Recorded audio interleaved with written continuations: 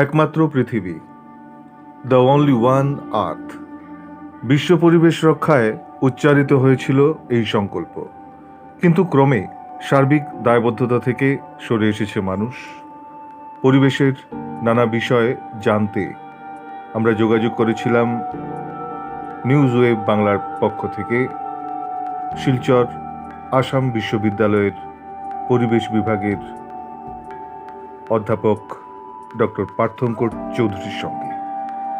তিনি বললেন, এই যে বললেন অনলি ওয়ান আর্থ, এই ধারণার প্রতি গোটা বিশ্ব যখন বুঝতে পারলো যে একটাই পৃথিবী, এটাকেই প্রদূষণ মুক্ত রাখতে হবে, তার জন্য সব প্রথমে 1972 সালে UN conference on human environment হয়েছিল স্টকহোম শহরে। তার 20 বছর পর 1992 সালে, যেটাকে আমরা বসুন্ধরা সম্মেলন বলি, ইংরেজিতে বলা হয় UN conference on environment and development. তো এর পরপর বেশ কয়েকটি ইত্যাদি লেভেলের এই পর্যায়ের আন্তর্জাতিক পর্যায়ের সামিট হয়েছে। এদের মধ্যে বলতে হয় 1997 সালের কিয়োটো প্রটোকল, যেটা জাপানে হয়েছিল। বালি অ্যাকশন প্ল্যান 2007 সালে হয়েছিল। তারপর কোপেনহেগেন অ্যাকর্ড 2009 সালে হয়েছিল। এছাড়াও কনফারেন্স অফ পার্টিজ, যেটাকে সংক্ষেপে সিওপি বলা হয়, সেটা তো প্রায় প্রতি বছরই হচ্ছে। এবারও আমরা দেখলাম আমাদের দেশের প্রধানমন্ত্রী কিছুদিন আগে সেই কনফারেন্স অফ পার্টিজে জয়েন করেছেন এবং ভারতবর্ষের পক্ষ থেকে উনি সেখানে বক্তব্য রেখেছেন। আসলে বিষয়টা হচ্ছে গিয়ে, গোটা দেশ যদি গোটা পৃথিবী যদি আমরা দেখি, তাহলে দেখতে পাবো যে ধনী দেশ এবং দরিদ্র দেশ, হ্যাভ কান্ট্রিজ এবং হ্যাভ নট কান্ট্রিজ, এর মধ্যে বিশাল মতবিরোধ বা চিন্তাধারার দিক দিয়ে বিশাল ফারাক। যে প্রসঙ্গটা এখানে এসছে, যে অনলি ওয়ান আর্থ ধারণা সম্পর্কে বিশ্ব নেতৃত্ব কতটুকু দায়বদ্ধ এবং কতটুকু যে যার কর্তব্য পালন করেছে এখন পর্যন্ত, সেটা নিয়ে গেলে বলতে হয় কিছুদিন আগের একটা বিষয়ে বলতে হবে। ইউএস প্রেসিডেন্ট ছিলেন তখনকার ট্রাম্পের দুটো কথা, যেটাতে একটাতে তিনি বলেছিলেন, একটা টুইট উনি করেছিলেন, সেখানে বলেছিলেন, it's snowing and freezing in New York, what the hell even happened to global warming. তার মানে একটা সবচেয়ে বিশ্বের বলতে গেলে সবচেয়ে শক্তিধর দেশ, ক্ষমতার দিক দিয়েও, অর্থর দিক দিয়েও, বুদ্ধিমত্তার দিক দিয়েও, সেই দেশের রাষ্ট্রপ্রধান যদি সেরকম একটা বলেন, তাহলে কেমন একটা লাগে। আরেকটা কথা উনি বলেছিলেন, যখন লাস্ট যেটা একটা সামিট হয়েছিল, তখন উনি বলেছিলেন যে না, আমাদের দেশ সেখানে যোগ দেবে না, আমেরিকা সেখানে যোগ দেবে না। ক্লাইমেট চেঞ্জ নিয়ে সেই সামিটটা হয়েছিল। বলেছিলেন, we shall develop mechanism of our own. ভাবুন, সেখানে পৃথিবী তো একটাই, তার মানে সে ধনী দেশ হোক, দরিদ্র দেশ হোক, একটা দেশ যদি প্রদূষণ করে, তার জন্য আরেকটা দেশকে সাফার করতে হয়। তো এই ক্ষেত্রে যদি সব দেশ ইন এ কোহারেন্ট ওয়ে যদি কাজ না করে, তাহলে তো যেটা সামগ্রিকভাবে পৃথিবীর উন্নতির জন্য যেটা করা, সেটা তো সেভাবে করা সম্ভব হয়ে উঠবে না। এখন বিপন্ন প্রকৃতিকে বাঁচাতে ইকো রেস্টোরেশন অথবা বাস্তুতন্ত্রের পুনঃপ্রতিষ্ঠা কতটা জরুরি, এ ব্যাপারে পার্থঙ্করের বক্তব্য।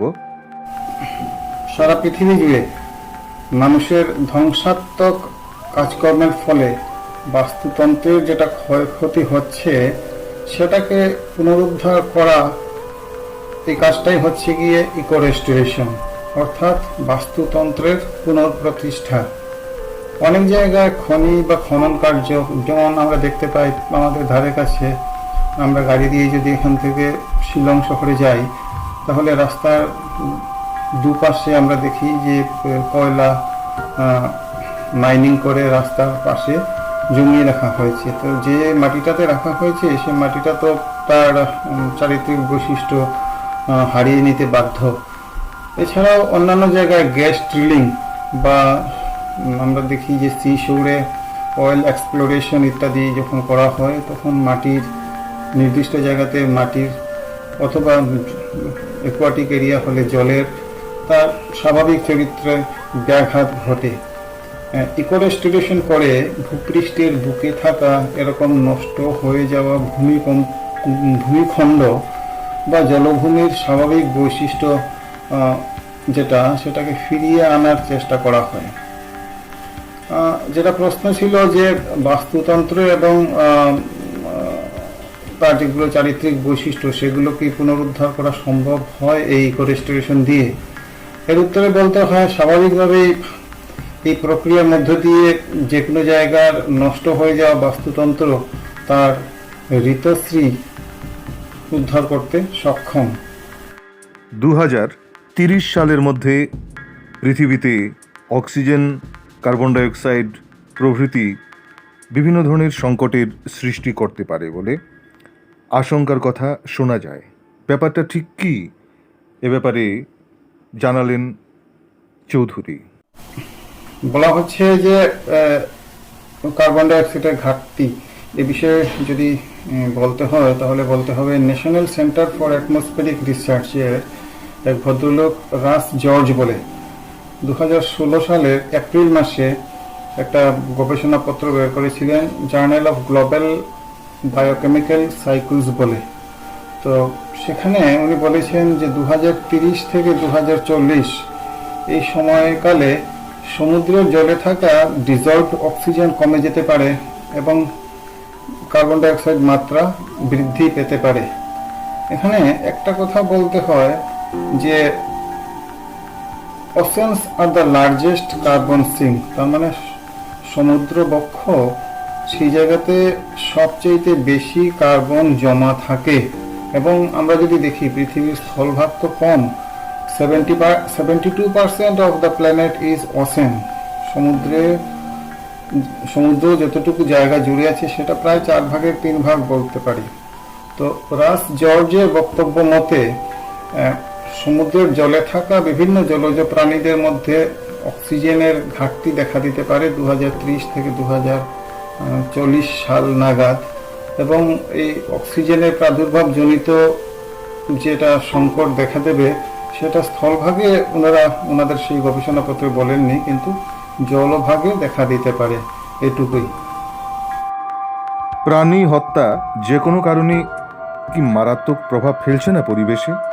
এটা কি অহেতুক প্রাকৃতিক সমস্যা আরো বাড়িয়ে তোলা নয়? অহেতুক ঠিক বলা যাবে না। যে বা যিনি হত্যা করছেন ওনার কাছে প্রয়োজনীয়তা হয়তো বা রয়েছে, অনেক সময় খাদ্যের জন্য এজ প্রোটিন সোর্স, অথবা রিটারেশন প্রতিশোধের জন্য যখন ওনাদের ক্রপ ড্যামেজ করে, অথবা কখনো দেখা গেছে যে ইকোনমিক লাভের জন্য অর্থকরী নেশায়, কিংবা কখনো চূড়া শিকারের জন্য বিভিন্ন সময় বিভিন্ন বন্যপ্রাণী হত্যা করা হয়।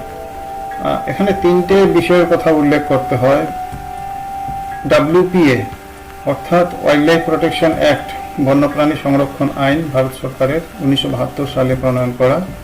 এছাড়া রয়েছে IUCN, International Union for Conservation of Nature and Natural Resources, এবং CITES, Convention on International Trade on Endangered Species. এই 3টি বিষয়ই বন্যদের রক্ষণাবেক্ষণ নিয়ে বেশ সরব। যেটা আমাদের উপত্যকাতে প্রয়োজন, আমাদের উপত্যকা শুধু কেন, পুরো নর্থ ইস্টেই যেটা প্রয়োজন সেটা হচ্ছে গণসচেতনতা।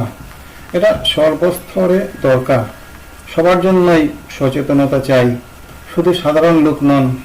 এমনকি অনেক আমলা, নেতা, মন্ত্রীরাও এই সংবিধান প্রণীত এই সমস্ত আইন সম্পর্কে ততটা ওয়াকিবহাল নন। না হলে দেখুন আপনাদের উদাহরণদি এই বছর 2 আগে যেটা সবচেয়ে বড় পূজা হয়, সেখানে অস্ট্রেলিয়া, আমেরিকা থেকে ইম্পর্টেন্ট স্পিসিস অফ বার্ড যেগুলো আদারওয়াইজ এন্ডেঞ্জার্ড, সেগুলো এনে লোক দেখানোর জন্য, মিউজিয়াম সাজানোর জন্য রাখা হয়েছিল, এবং সেটা ইনগুরেশন করেছিলেন কাছাড়ের তৎকালীন জেলা শাসক যিনি মহিলা ছিলেন, লায়া মাদুরী। তো তার মানে বলতে হয় যে এখানে কোথাও যেগুলো আইন রয়েছে সেই আইনগুলোর জন্য আমাদের যে বা যারা শাসন ক্ষমতায় রয়েছেন তাদেরও সেই জায়গাগুলোতে একটা ফাঁকা জায়গা রয়েছে। তার মানে বলতে চাইছে একটা গ্রে এরিয়া রয়েছে। যেটা প্রয়োজন সেটা হচ্ছে গিয়ে সচেতনতা, সাধারণ লোককে তো সচেতন করতেই হবে, এছাড়াও যারা কি পজিশনে রয়েছেন তাদের এই বিষয়গুলো নিয়ে যাতে একটা ব্রিফ, একটা সংক্ষিপ্ত, যদি সেরকমভাবে কিছু একটা ওরিয়েন্টেশন টাইপের কিছু একটা করানো সম্ভব হয় তাহলে মনে হয় জিনিসটা ভালো হবে, সামগ্রিকভাবে সমস্ত পরিবেশ এবং বন্যপ্রাণীদের সুরক্ষার স্বার্থে। বরাক উপত্যকা একটা সময় অজস্র উদ্ভিদ ও প্রাণীর আবাস ছিল। আজ অনেক কিছুই হারিয়ে গেছে। এর থেকে উত্তরণের পথ কি? গত 100 থেকে 150 বছরের তুলনায় আজকের দিনে শুধু যদি বরাকের কথা বলি, বরাক মানে কাছাড় ডিস্ট্রিক্ট, বিশেষ করে আনডিভাইডেড কাছাড় ডিস্ট্রিক্টের কথা যদি বলি তাহলে বলতে হয় জনসংখ্যা, পরিবেশ, বন্যপ্রাণী ইত্যাদি সবকটি ক্ষেত্রেই মারাত্মক পরিবর্তন হয়েছে এবং বলতে হয় এদের সবগুলোই হতাশাজনক। আমরা যদি ডেন্সিটি অফ পপুলেশন দেখি তাহলে দেখব তখনকার দিনে, তার মানে 1879-এর কথা যদি বলি, ডব্লিউ হান্টারের একটা বই আছে স্ট্যাটিস্টিক্যাল হ্যান্ডবুক অফ আসাম, সেখানে দেখতে পাই সেই দিনে ডেন্সিটি অফ ছিল, পপুলেশন ডেন্সিটি ছিল 30, জনসংখ্যা ছিল আনডিভাইডেড কাছাড়ে 1,52,000। আর এখন মানে 2021-এর সেন্সাস তো বেরোয়নি, 2011-এর সেন্সাস যেটা লাস্ট আমাদের হাতে এসছে, সেখানে দেখা গেছে যে ডেন্সিটি অফ পপুলেশন বেড়ে হয়েছে 521। আগে যেখানে 30 ছিল সেখানে এখন 521, এবং 2011-এর সেন্সাস অনুযায়ী জনসংখ্যা 36,05,690।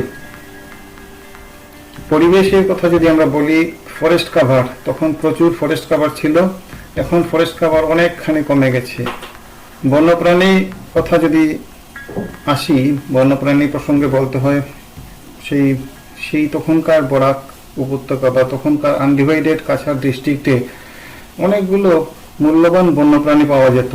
ডব্লিউ হান্টারের বইতে যেগুলো প্রাণী তখনকার দিনে পাওয়া যেত বলে উল্লেখ রয়েছে সেগুলো রয়েছে মিথুন, যেটা এখন অরুণাচল প্রদেশে পাওয়া যায়, 2 প্রজাতির মহিষ, এখন একটা প্রজাতির মহিষ এখানে পাওয়া যায়, সম্বর হরিণ, বার্কিং ডিয়ার, বারসিংহা, বাঘ, লিওপার্ড, গন্ডার, ওয়াইল্ড হগ, ভাল্লুক, ফ্লাইং ফক্স এবং আরো অনেক প্রজাতির পাখি ইত্যাদি তখনকার দিনে পাওয়া যেত। এদের অনেকেই এখন নিশ্চিহ্ন। বরাকের ছেলে মেয়েদেরকে এই প্রাণীগুলো যদি চেনাতে হয় তাহলে ছবি মারফত, ফটো মারফত এদেরকে চিনিয়ে দিতে হবে, এটাই একটা দুঃখের দিক।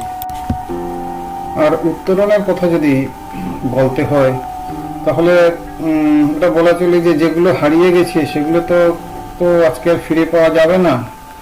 যেগুলো হারিয়ে গেছে মূলত তাদের আবাস স্থল ধ্বংস হয়েছে, সেই জন্যই তারা হারিয়ে গেছে।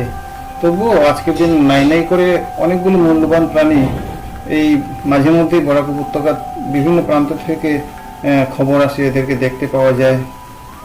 বিষয় হচ্ছে এগুলো আজকের দিনে যেটা যেখানে রয়েছে সংশ্লিষ্ট সেই সব জায়গাগুলো বোঝা যাচ্ছে যে তাদের বাসস্থান, তাদের আবাস স্থল, সেই সমস্ত আবাস স্থলকে সুরক্ষা যদি আমরা ভালোভাবে দিতে পারি, সেই জায়গাগুলোকে যদি আমরা চিহ্নিত করে সেই রেসপেক্টিভ জায়গাগুলোকে যদি আমরা প্রিজার্ভেশন বা কনজারভেশনের স্টেপ নেই তাহলে সম্ভবত তারা আর হারিয়ে যাবে না, এখানে থাকবে আগামী আরো কিছু বছর।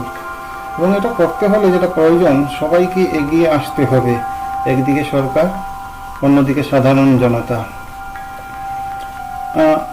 একটা কথা বলতে হয় যে অনেক প্রাণী হারিয়ে গেছে, এটা একদিকে একটা হতাশা, কিন্তু অন্যদিকে একটা খুশির খবর সেটা হচ্ছে যে ইদানিং উপত্যকার বেশ কিছু লোক নিজ নিজ পরিসরে এই দিকটা মানে বন্যপ্রাণী বলুন বা মূল্যবান উদ্ভিদ বলুন, এই দিকগুলো সংরক্ষণের বিষয়টা খুব গুরুত্ব সহকারে বিবেচনা করছেন। প্রায় সময় বিভিন্ন জায়গা থেকে ফোন আসে এবং আমরা যতটুকু আমাদের সামর্থ্য মতো আমরা সাহায্যের হাত বাড়িয়ে দিই। এই দিকটাকে বলতে হয় একটা আশার কথা, আংশিকভাবে হলেও একটা গণসচেতনতার সৃষ্টি হয়েছে।